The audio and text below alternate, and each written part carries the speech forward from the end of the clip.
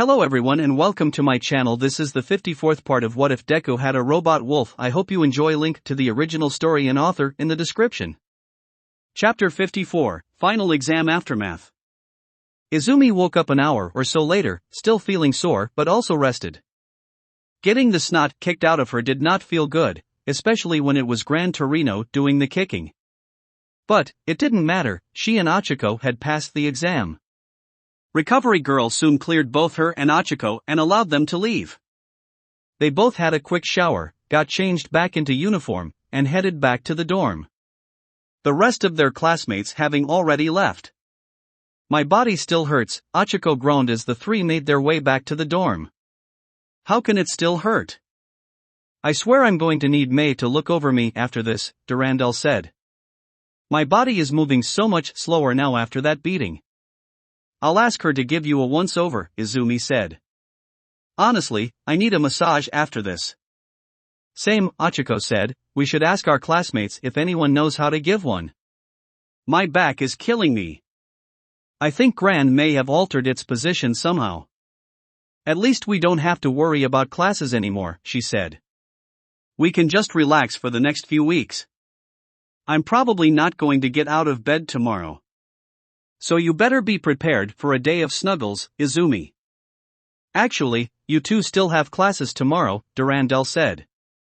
The two girls let out groans of annoyance. Looks like their day of snuggles will have to wait for another day. They soon reached the dorm and walked inside. And the last of us have returned. Mina announced as the three walked inside. Welcome back, Momo said with a smile. Your three sure took your time getting here, Chiharu said, holding an ice pack against her forehead. We were fighting Gran Torino, Achiko groaned. We needed to rest after that. Chiharu nodded. Fair. What happened to you? Durandal asked. My homeroom teacher knocked me out, Chiharu replied. And bounced me around like a ping-pong ball. He used my babies against me. May added. Izumi sighed, I did tell you too much gear can be a hindrance, she said as she sat down, and almost instantly found Eri clambering onto her lap. Hello? Eri said with a smile. Hey there Eri, Izumi said as she patted Eri on the head. Achiko pouted as she sat down next to Izumi. She wanted to rest her head on Izumi's lap, but Eri had beaten her to it. She wanted to be mad, but this was Eri she was talking about here. It was impossible to be mad at her. Maybe she can have her lap pillow later. Anyway, now that we're all here. Pizza time. Mina said happily. The class as a whole had agreed to order pizza once the exams were over. Mina, you do know that those who failed the exam have to pay for the pizza, right? Toru said, causing the pink-skinned girl's excitement to sink. They had also agreed that those who failed had to pay for it all. Unless they all won, then Inko would pay for it all. Mina let out a groan of annoyance, with Ijiro patting her on the back. Chiharu sighed, why did I agree to this? Because we were taking part in the exams alongside them, May said, sitting next to her and meddling with something on her phone. Probably designing something.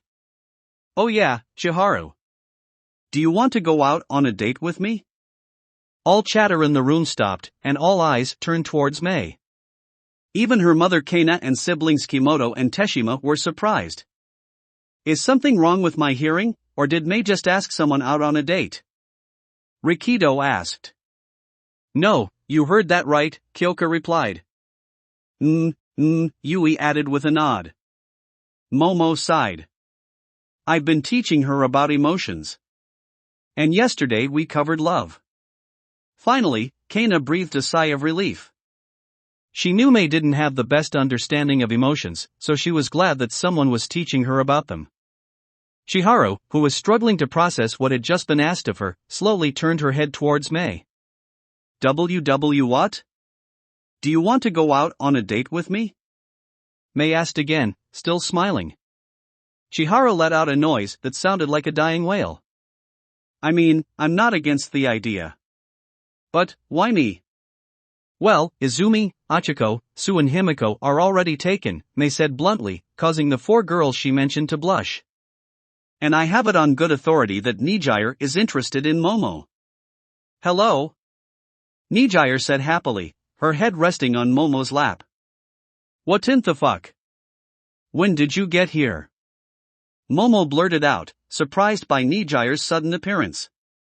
Nijire just smiled happily before she made herself comfortable.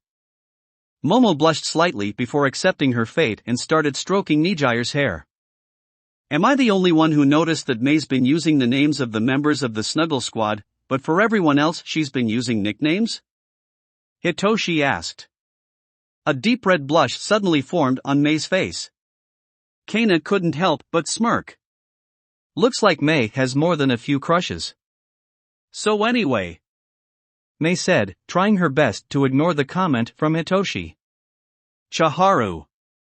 About that date? Chiharu, who was still busy trying to process this information, nodded weakly. Sure. I'll give it a shot. Great. Mei said happily before she went back to what she was previously doing. Kana gave me 2 tickets to the 9 Expo in Tokyo. I'll be nice to go there with someone else. Most of the class sweat dropped. That was such a Mei way to go about asking someone out on a date. But, progress? At least she asked and gave some warning and didn't just drag her off without any prior warning. Plus she didn't seem to care that she too was having to pay for the pizza as well. Do I get pizza as well? Eri asked. Indeed you do, Izumi replied with a smile. Eri beamed brightly. She had no idea what pizza was, but she was excited to try it. That evening, the students of 1A, plus Mei, Chiharu, Inko, Nijire, for some reason, Kimoto, Teshima, Kana, and Snipe, because there was no way she was allowing her husband to miss this out, dined on a lot of pizza. Once again, they may have ordered a bit too much, but, just like last time, they could just eat the leftovers for breakfast. Besides, they just went through a tough ordeal, and, whilst not all of them passed, they at least deserved a nice long rest. Hopefully, the next couple of weeks will be calm and have nothing eventful or dangerous happening. Meanwhile, with the League of Villains, Tamura was in a good mood. The League was doing well. Volcano, Gust Boy, Curator, and Bearhead were settling in nicely. Stone Crusher was getting along with most of the new guys. He was butting heads with Bearhead from time to time, but apart from that, everyone was getting along fine. They also had a new recruit. A man who called himself Mr. Compress. He had quite an interesting quirk that will most definitely prove useful. But, now that he had a suitable number of high-quality units, he needed gear for them. Volcano and Curator were able to get their hands on some of the gear they previously used. But it was old and needed replacing, plus they weren't able to get everything. Thankfully Jiren was able to get them into contact with a group of people who were good at getting their hands on support equipment. He had put in an order with the group, and moments ago he got a text informing him that his package was ready to be picked up. Tamura smiled as he made sure his family's hands were secure on his body. Having them holding him made him feel comfortable. Kurojiri, Tamura said as he walked into the bar. I got the go. The gear we asked for is ready for pickup. Understood, Kurojiri said before he activated his quirk and warped both himself and Tamura to the warehouse the group were using. The first thing he noticed was the god-awful smell of death and decay. He looked around quickly, taking in as much as he could. There were bodies everywhere, each one rotting and looking like they'd been dead for a long time, a few weeks at the most. But he did recognize them, they were the gang he had gotten to get the support gear. Someone had wiped them out. Apologies about the mess, a female voice said. But they were uncooperative. Tamura turned around to see Shinigami leaning against a wall, scratching her neck. You. Me, Shinigami said in an uncaring tone. What are you doing here? Tamura said before pointing towards one of the rotting corpses. And did you kill these people?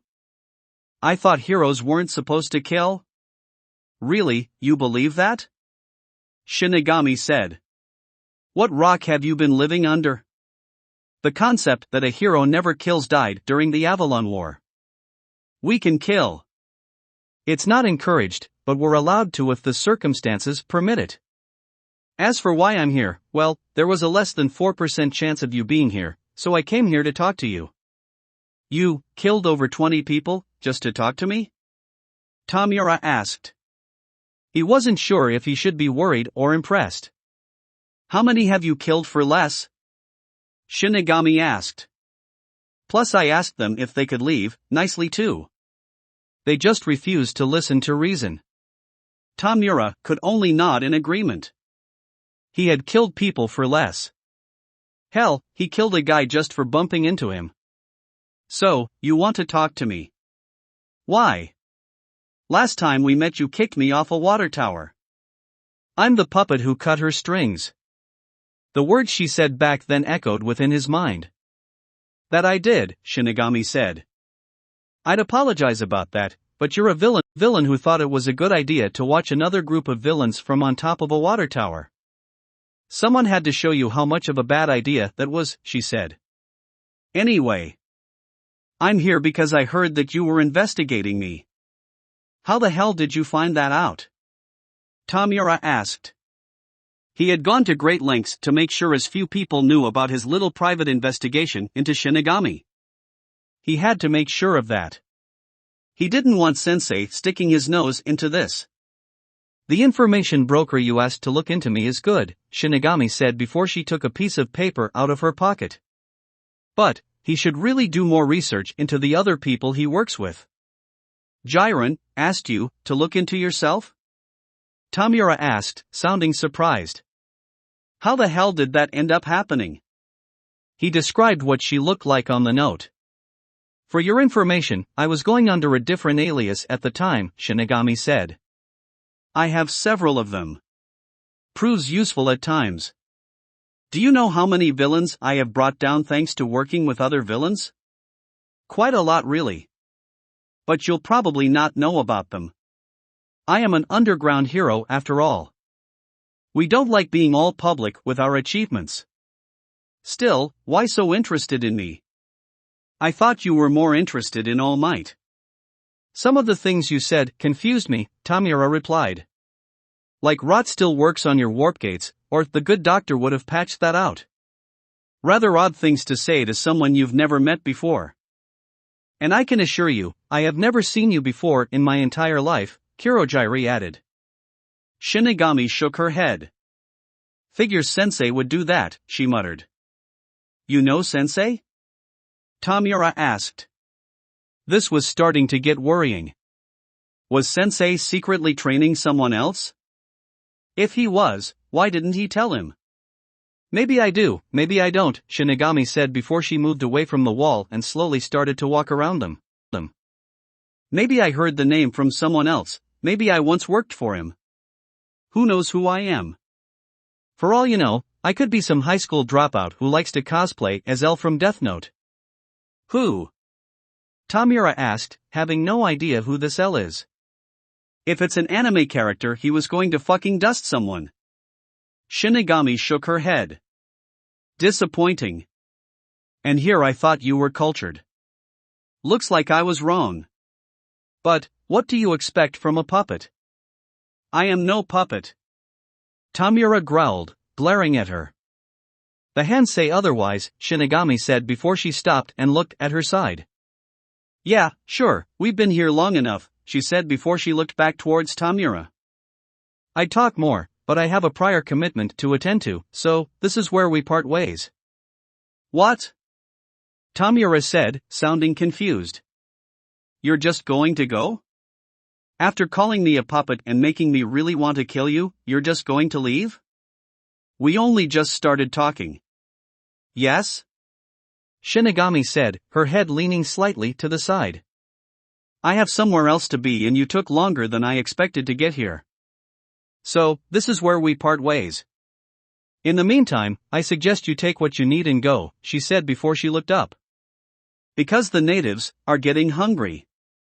Tamura, not knowing what she was talking about, looked up as well, and had to actively hold back a gasp.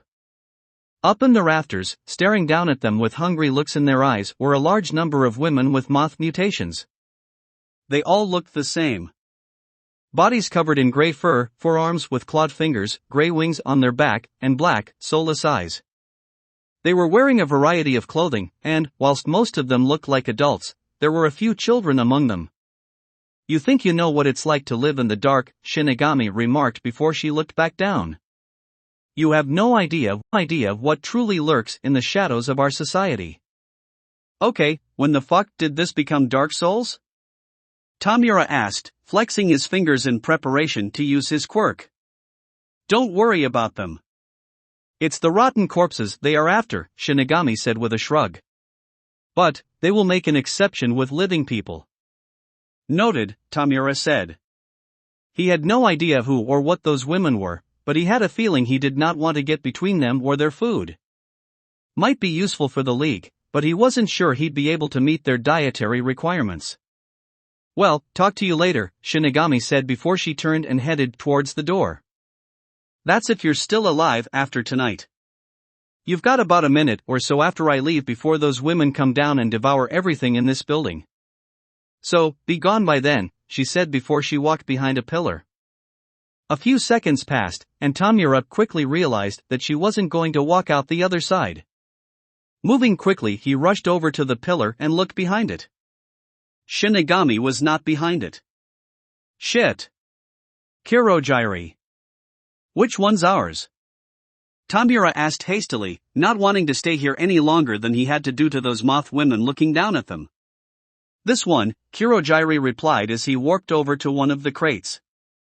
It was already open and from a quick glance had all of the gear they had requested.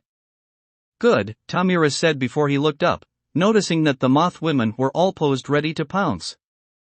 "Let's get the hell out of here." Kirogiri didn't need telling twice. Instantly he opened up a warp gate and transported both of them and the box with their gear in it out of the warehouse. The last sight Tamura had of the warehouse was of those moth women descending upon the rotting corpses around him. He had no idea who those women were, but he had a feeling he didn't want to mess with them just yet. Not until he knew who they were and how not to end up as food. Maybe they'll become useful somewhere down the line. The next day, the students of 1A, after having a breakfast consisting of leftover pizza, found themselves once more sitting in their homeroom class, as did Mei and Chiharu, since they took part in the same exam. Their homeroom teacher, Kana, stood behind the podium.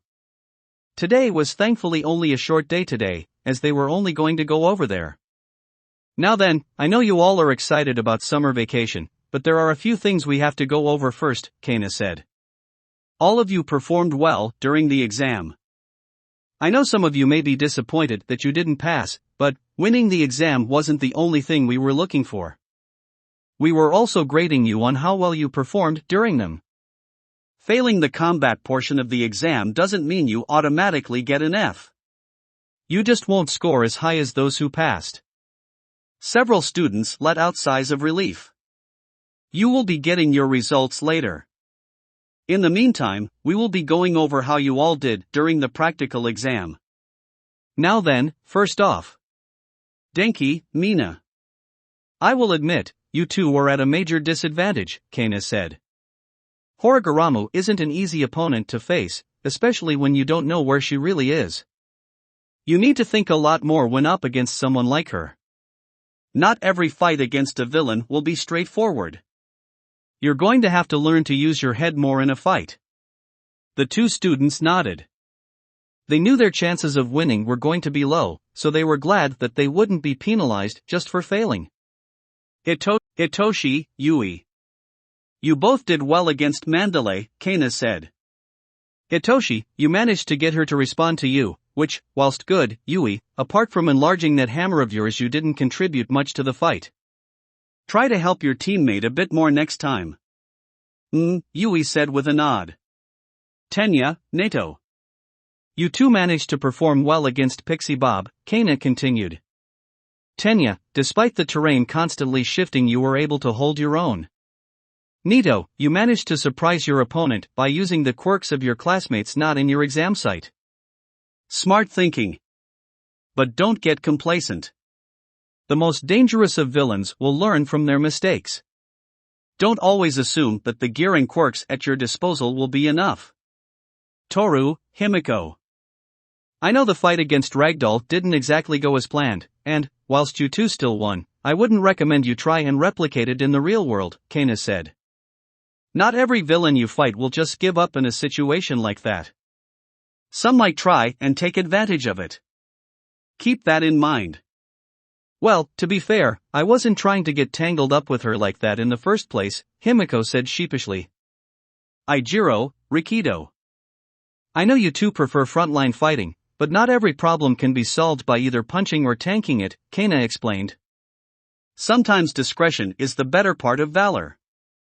You can't solve a hostage situation by barging in and punching the villain. Think more about your actions before rushing in. Yes, sensei, Ijiro and Rikido said with a nod. Rikido was mostly okay with the feedback, but Ijiro wasn't.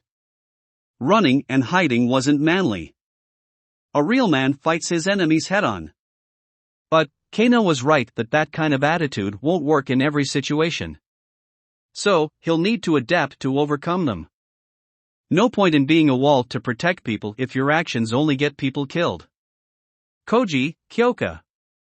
Thank you for showing just how much of a wimp President Mike is, Kana said, getting a few chuckles from the class. Koji, swarming President Mike with bugs, was very fun to watch. Kyoka, even though you couldn't do much, your ear protection prevented you from being knocked out of the fight too quickly. Good job. Koji smiled nervously. Whilst he didn't like talking to bugs, he was able to get over that fear just long enough for them to win. Momo, Inesa, Kana continued, noting how Momo seemed to light up. You did well avoiding me at first, and, whilst you did win, please try and keep property damage to a minimum next time. You're heroes. You shouldn't be leveling an entire neighborhood just to deal with one villain. There could have been people in those buildings. Try to be more creative but less destructive next time. Momo and Inesa seemed to deflate slightly, all the while the rest of the class stared at them with a mix of shocked and horrified looks. What the fuck did those two do? Most of them wondered, shuddering slightly. Su, Fumikage, Kana continued. You two worked well together against ectoplasm. Even managing to capture him. Good job. But, Su, please inform Powerloader and Recovery Girl of any and all explosive devices, as well as anything else you may have stored inside of your stomach. Ribbit, Su croaked innocently. I almost forgot she could store stuff in her stomach, Izumi thought. Hanta, Minoru. You both knew that you were at a disadvantage against Midnight, so you played to your strengths and kept your distance, Kana said. Minoru, whilst your attempt to slow her down with a bunch of explosives didn't work, don't be disheartened. Nanocores like hers are rare outside of Germany. Such a tactic may work on other, less protected individuals. Hanta and Minoru nodded. Whilst they were happy to have passed, they were just glad that they didn't have to deal with Midnight again. Chiharu, Mei. You two did well despite failing, Kana said. Chiharu, I recommend you focus a bit more on learning to fight without your quirk. Hand-to-hand combat is something you will need to learn. Never rely just on your quirk. Mei, I know you like inventing things, but you might want to cut back on what equipment you have installed into Isaac. All that gear will weigh you down. Try developing modular gear that can be added and removed as the need requires. Oh, I didn't think of that, Mei said, already thinking about what gear to make next. Izumi, Achiko. I'm honestly surprised you two were able to defeat Gran Torino, Kana said. None of us expected that you'd win, not even All Might believed you could do it. But, even with the odds heavily stacked against you, you managed to pull through. Well done you 2-inch. Wow, not even All Might thought we could win? Izumi thought. Way to show support to your successor. At least they won. Now that that's done with, I have some good news. You're all going to summer camp. Kana said with a smile. The entire class erupted into loud cheers.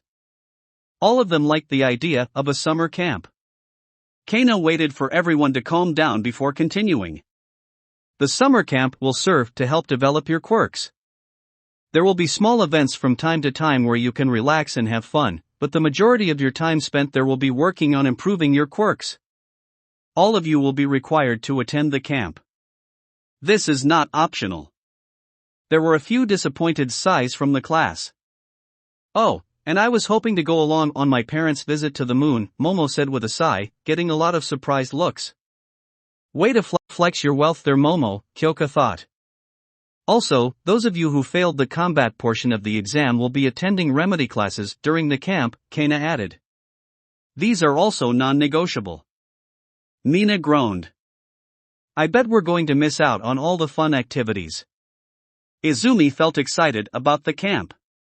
Yes, it sounded like it would be fun, but she felt sorry for those who failed. They were going to miss out on the fun activities. But, quirk improvement sounded good. She needed to work on one for all's now numerous abilities. Gearshift, Danger Sense, and one for all itself. Plus whatever other abilities it has stored within it. She knew of one quirk that was held within. Float. The quirk that belonged to Nana Shimura. All Might's mentor and the one who passed the quirk onto him. That quirk she was worried about getting because, right now, she was still struggling with heights. It wasn't as bad as it was earlier in the year. She can handle short heights for short periods of time, as long as she is holding onto something. Don't worry, a woman's voice said. No matter what happens, I will make sure float does not come through until you're ready for it. Well, that was thankfully reassuring. The class was only a short one, apart from a few other things about the summer camp and their performance during the exam.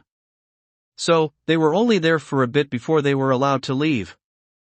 Whilst most of their class were excited to be heading back to their dorm, as they could plan for the summer camp, Izumi was a little worried. Today was the day she had told All Might that she would tell Achiko the secret about One for All, and she was worried about it. She didn't know how Achiko would react to the news. Will she hate her for this? Will she refuse to talk to her? She didn't want to lose her over this. She cared too much about Achiko. But, because of how much she cared about her, she needed to know about One for All. Just so she was aware of the danger she was in. Izumi, are you sure about this? Durandal asked quietly. Yes, Izumi replied. I have to do this. She needs to know, she said before she approached Achiko. Hey, Achiko. Can I talk to you for a minute? Achiko stopped and turned towards her. Oh, sure thing, Izumi. What do you want to talk to me about? It's kind of a private thing, Izumi replied. And there will be someone else there. Oh, okay, Achiko said. Lead the way. Izumi nodded before she and Durandal led the way. With each step, Izumi got more and more nervous. She was going to reveal One for All to Achiko. She knew this had to happen, she needed to know about it.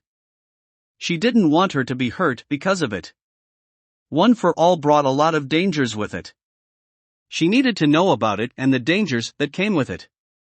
They walked for a bit before they approached one of the teacher loungers. Isn't this one of the teacher lounges? Achiko asked as they approached the door. You are, yeah it is, Izumi replied nervously. The thing I want to talk to you about is rather important, and concerns one of the teachers.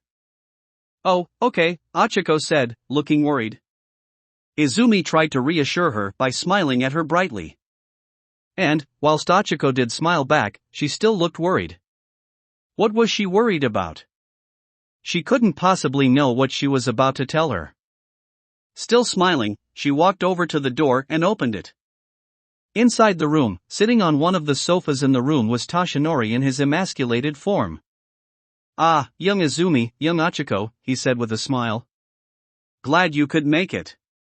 Toshinori. What are you doing here? Achiko asked as they walked in, Durandal closing the door behind them. He's related to the thing I want to talk to you about, Izumi said before frowning. There's something I need to tell you about. Is a secret, something I had to keep secret from you. Izumi, I'm going to have to stop you there, Ochako suddenly said. Before you continue, I think there's something I need to tell you first. What? Izumi gasped, not sure why Ochako would stop her. What was more important than one for all? Young Ochako, are you sure about this? Toshinori asked. This thing we wish to tell you is big, very big. Trust me, I need to tell you this first, Ochako said, a worried look on her face. Oh okay, Izumi said, sounding unsure.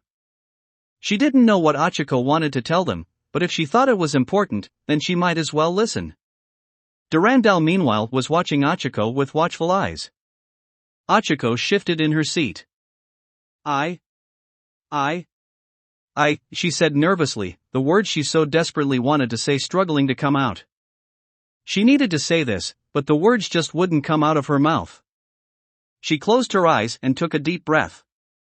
If she couldn't speak it, then she'll use the only other method she knew of to tell them. She opened her eyes, a sad look on her face. I already know about One for All. That will be it for this part. I hope everyone enjoyed. If you did, please leave a like and comment if you want part 55. If you want to hear more from me, subscribe. I hope to see you all in the next one.